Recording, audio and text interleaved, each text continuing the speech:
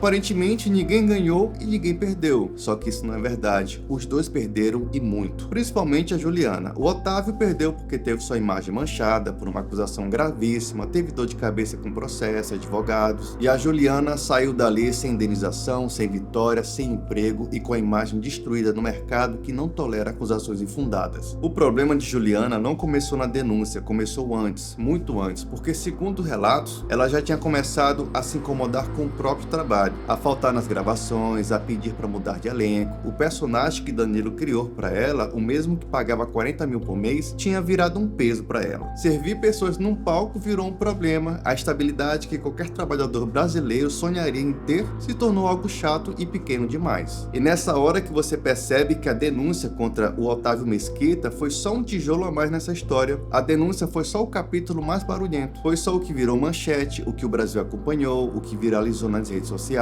Mas o primeiro tijolo caiu muito antes disso, no momento em que ela decidiu que o que tinha não era suficiente, sem ter absolutamente nada construído para ocupar o lugar. E foi aí que começou a queda dela. E lembre-se de uma coisa, o mundo não precisa te derrubar quando você já começou o serviço. Primeiro veio a transferência. De fevereiro de 2024, saiu do palco do De Noite, horário nobre, de segunda a sexta, um dos maiores programas do país, para fazer reportagem no Chega Mais, programa matinal com menor audiência. Já foi uma queda, mas ainda era televisão, ainda era SBT, ainda era estrutura. Em dezembro de 2024, o Chega Mais foi tirado do ar. E em fevereiro de 2025, o contrato com o SBT não foi renovado. 11 anos encerrados. E o que sobrou para ela? Um podcast quinzenal patrocinado por uma rede de farmácia. Aparições avulsas como convidada e programas de emissoras menores. Sobrou também um canal no YouTube com números bem modestos do que qualquer coisa que ela tinha antes. Enquanto antes ela tinha infraestrutura, estava no ar 5 vezes por semana para um país inteiro, hoje ela é conteúdo esporádico que divide atenção com desconto de remédio. E isso não é nenhuma catástrofe que aconteceu com ela do nada, mas sim consequências dos atos dela. Quem queima o campo onde planta não pode reclamar da colheita vazia. Segundo o jornalista Ricardo Feltrin, ela terá uma dificuldade enorme para voltar para a televisão aberta. E isso já era esperado, porque o meio televisivo tem memória. Ninguém quer contratar alguém que virou sinônimo de confusão, independente de quem estava certo ou errado. O mercado não julga, ele calcula risco. E ela virou risco. Eu acho que quem ajudou a estragar um pouco,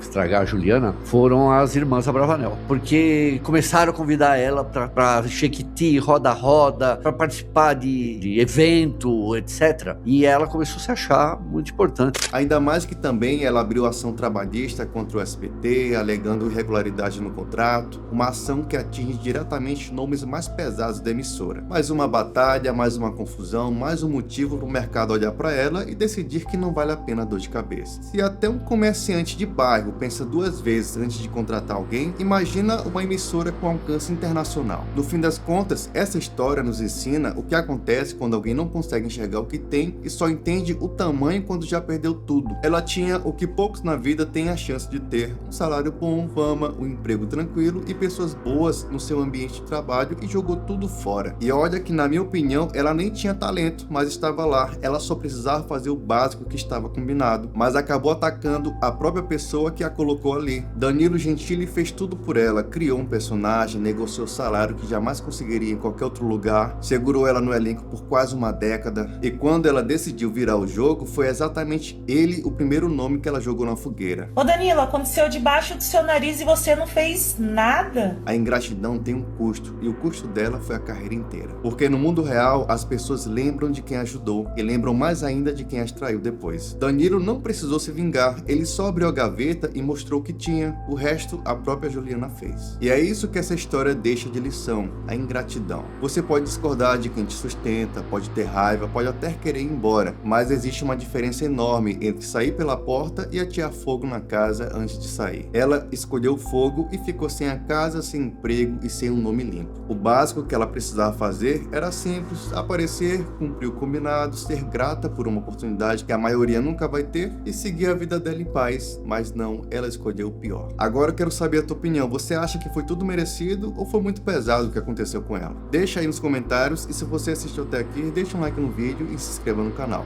Tamo junto!